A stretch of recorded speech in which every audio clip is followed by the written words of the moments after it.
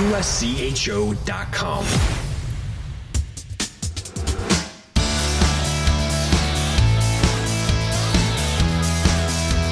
Welcome to USCHO Spotlight for Wednesday, October 9th, 2024. I'm Ed Trefzger along with Jim Connelly. One of the great stories in college hockey has been the progress of Arizona State from club team to the NCHC. And joining us now on USCHO Spotlight is the head coach of Arizona State University. That's Greg Powers. Greg, welcome in. It's another year of college hockey, but for your program, new conference, a lot of other things going on. Probably feels a little different for you this year. It feels different in a good way, right? We are kind of referring to our current state as chapter 2 of our program, right? Chapter 1 was a great run and great ride. I think we accomplished everything we needed to, made, an NCAA tournament, would have been 2 if COVID didn't hit, got a building built and made it our new home. And now we're in a league. So it's time to turn the page and move forward and do even bigger things. That league, the NCHC, the new home for Arizona State. Can you take us through a little bit of the process to find that home in the NCHC and why that was a conference that you felt was the right fit for your program? Yeah, I just think that it made the most sense, obviously, from a geographic standpoint. We do believe it's the best league in college hockey. It's won 6 of 8 national championships, and preseason in your poll, obviously 8 of 9 teams ranked. It's an incredibly deep league that you can recruit really high-end players to that we liked, and we can develop regional rivalries with programs like Denver and CC and Omaha, who's going to be our travel partner when St. Thomas jumps in, and it just made the most sense. We applied for membership in this league before we ever played a game, and obviously it didn't work out, and that's the best thing that ever happened to us. Because it allowed us to we weren't ready. We didn't have a building. We didn't have any of our house in order. It would have been way premature for us to go into this league specifically with how good it is, 9 years ago. So now we think we're ready. We're ready to be competitive, and we can't wait to start. The start for your season already taken place. You played 2 games last weekend out at Air Force. Take us through what you thought of your team those first 2 nights. Well, I think we showed we have a tremendous amount of upside. We're obviously very skilled and deep. We have 3 really high-end kids out right now that aren't even in our lineup that will be probably top 6 guys. And we won the first night 8-1. We're dangerous, and I like our depth on the back end. I like our goaltending depth. So we really like our team. Saturday was disappointing. We had the game kind of won and up in the last minute with an ozone draw, and Air Force found a way to tie it up and then win it in overtime. So it's a tough one to swallow, but those things are going to happen, and it's good that they happen early so we can learn from them and move forward. Greg, you mentioned getting ready for the NCHC, and of course, Mullet Arena was one thing you mentioned. You're no longer having to share the facility with the NHL team. What does that mean facility-wise for you? For us, really, it doesn't mean too much. It ended up being kind of a cool thing to have the NHL here, having, the likes of Toronto Maple Leafs and Detroit Red Wings and during the week practicing after us and being able to watch them or talk to their coaches. So it was a good experience that we sure wish we probably still had. Now we are sharing it with the G League team. They have, concerts. We have Michigan in here this weekend. There's a concert in here on Thursday night. So there's other entities that are using it as tenants. Obviously, we are the main tenant. And we have obviously a practice sheet 50 feet away to use whenever there's something on Mullet Ice. But we're going to miss the NHL. I think it was a tough night last night for our hockey market to see Utah open and how incredible of an environment it was up there. And that was our team, the Coyotes. And we're going to miss the NHL, and hopefully one day it comes back really soon. Last time we talked, one of the things that we mentioned was how much work it was scheduling as an independent. Now that you have the NCHC banner, what is scheduling like? What is recruiting like? How have those changed for you? Oh man, it just from a scheduling standpoint, like I'm pretty much the last year has been hectic, right? Because I had 24 games this year that I needed to displace because we had 24 league games. So moving those games into future years and juggling that was a tall task and trying to keep people happy. And obviously most of them understood and were very understanding and cordial about rescheduling. But that's pretty much behind us, which is exciting. You can see our schedule this year. We have, 6 of the first 8, actually 8 of the first 10, if you include the first league games, are on the road. So it hurt us a little bit there to keep those games and those agreements that we had. But moving forward, it's going to be a lot easier. I have to schedule 10 games, not 34 to 36, or some years it was 38 with going to Alaska twice. So that's gonna be a great blessing, and just to have a consistent schedule and develop those rivalries within our league is really exciting for us. And we couldn't be more thrilled to get going.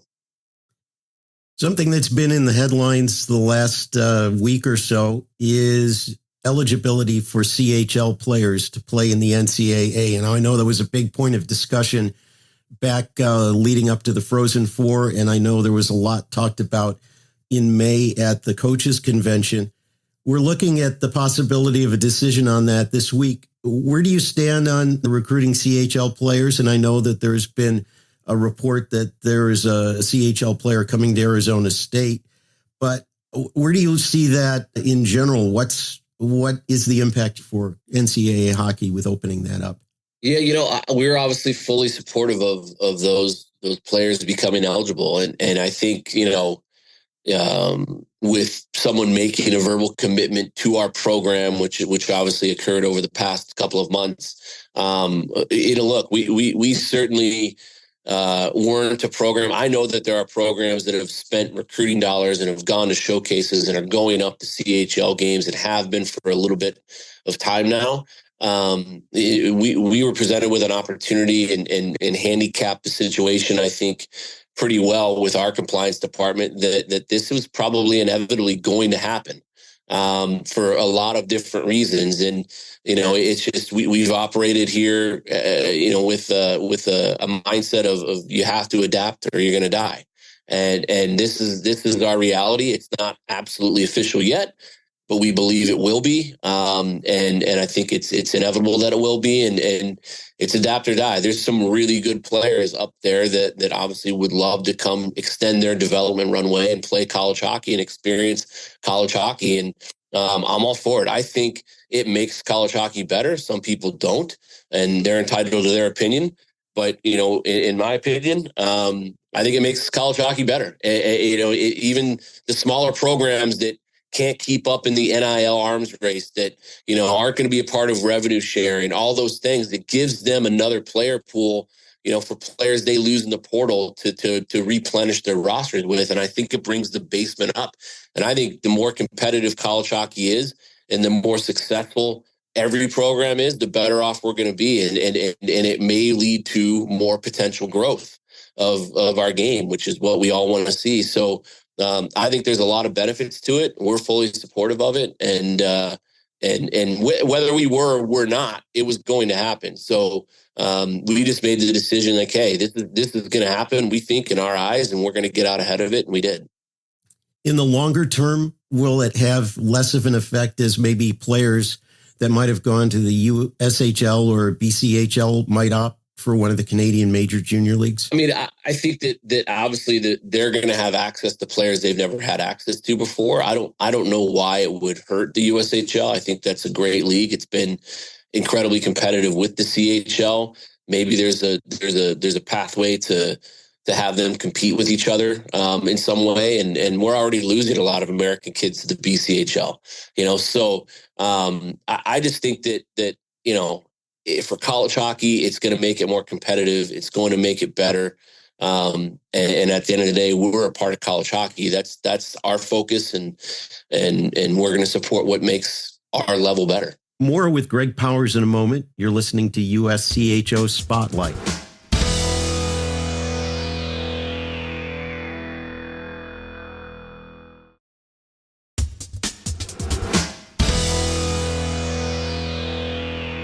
We're back now with Arizona State head coach Greg Powers.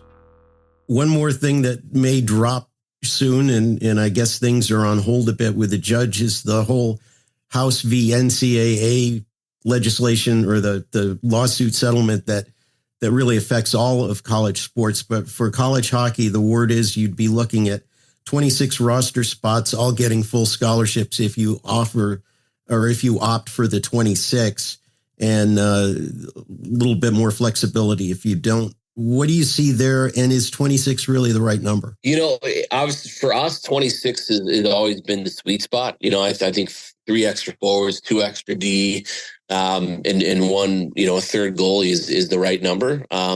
We're a little bit inflated right now because of the 5th year. Obviously, I think everybody is, but I've always looked at 26 as a good number. I think that obviously it'd be ideal if you had the flexibility to fluctuate from year to year a little bit, but that number to me isn't going to be a dramatic effect on our program. And I think that you want to develop kids, and 26, you get, if you're fully healthy, you get all the reps you need in practice, and you're not kind of overblown on the ice with too many bodies, and you manage egos better. And it's just a better situation. So we're fine with the 26. Greg, I want to touch on Michigan, which is your opponent this week. But I have one question that I want to go back to on the CHL eligibility. If that were to go into effect, and it seems almost 100% inevitable, how much as a coach do you feel you're going to have to change how you recruit? Obviously, there's more destinations. You're going to have to find ways to see players. How does that impact a team?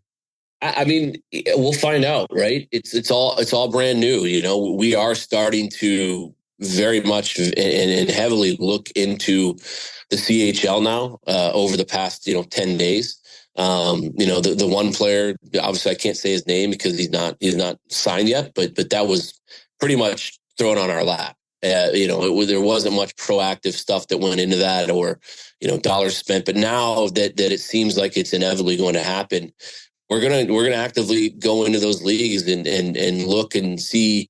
I think first and foremost, what people need to understand is a lot of these kids probably aren't going to be eligible, from an academic standpoint, because they did not prepare academically to get through clearinghouse. So there's a big portion of that league that may not even be eligible. So you got to find the guys that have the core courses, have the GPAs, have the academic standing to get through clearinghouse. And that's going to eliminate a lot of kids. I think moving forward, they can prepare accordingly, but that's first and foremost, finding those kids that can play college hockey, that want to play college hockey. And I think a lot of those kids up there right now really aren't educated fully on the benefits of college hockey because they've never been exposed to it. So it's going to be a lot of work for everybody that embraces it, but I think it'll pay off. And again, I think it's going to make everybody better.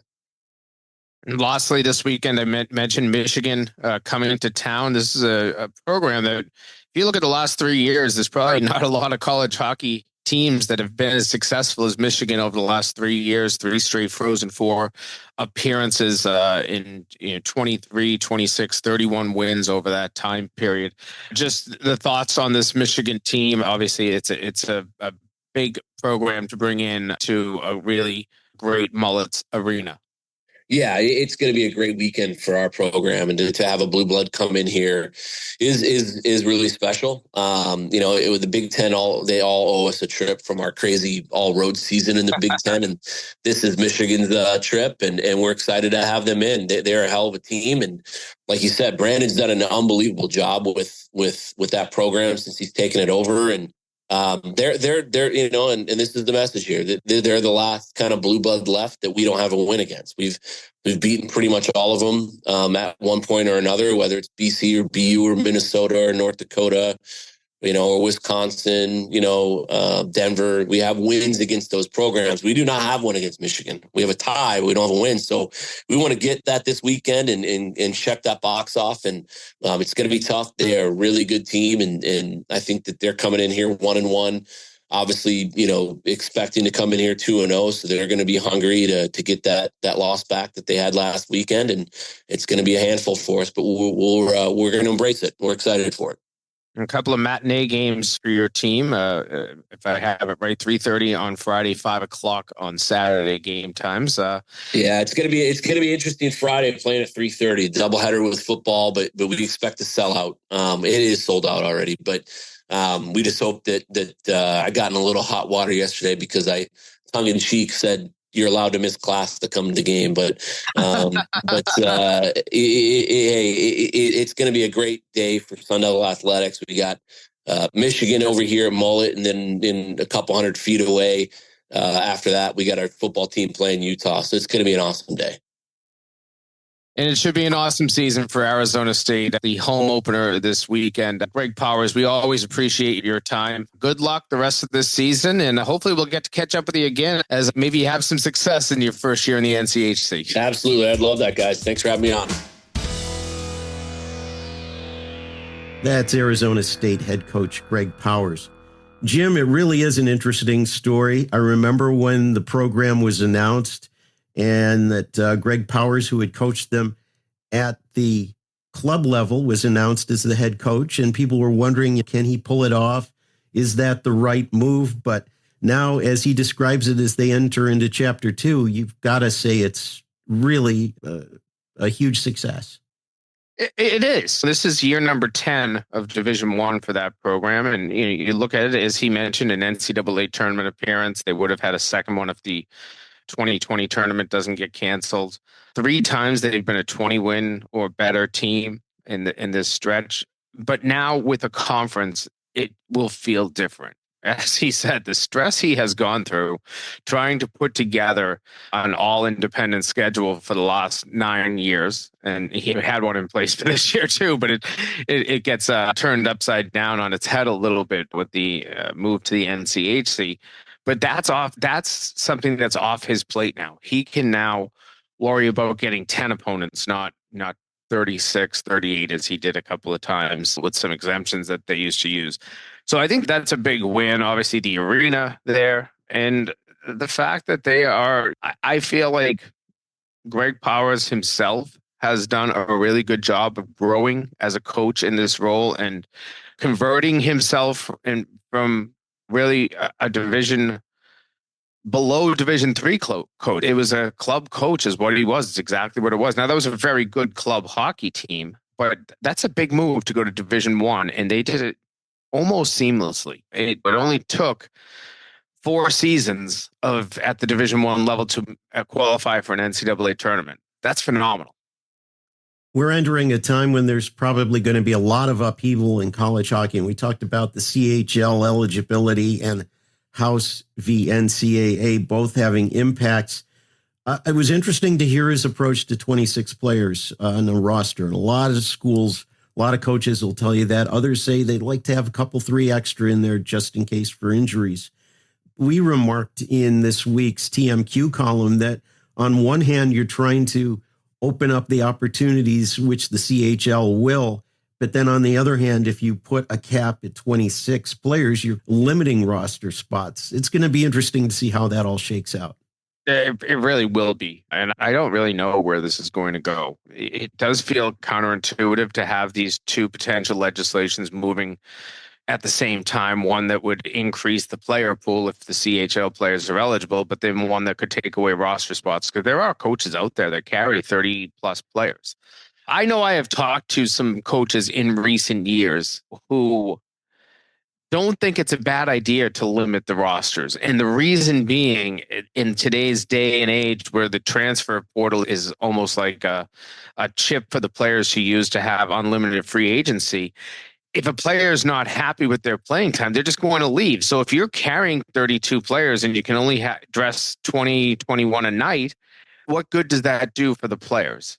So it sometimes it could end up in a situation where if you do cap the rosters, and I do not support that. I don't think that capping at 26 is the right idea, but I will say that it could make maybe some happier players in the locker room because the ice time won't be as difficult to dole out. That is an issue that coaches very often mention, that ice time right now is sometimes always an issue. It's going to be fun to watch Arizona State in its first year in the NCHC. They get going at home this weekend against Michigan, and we do appreciate Greg Powers taking time today. For Jim Connelly, I'm Ed Trefzger, and this has been USCHO Spotlight.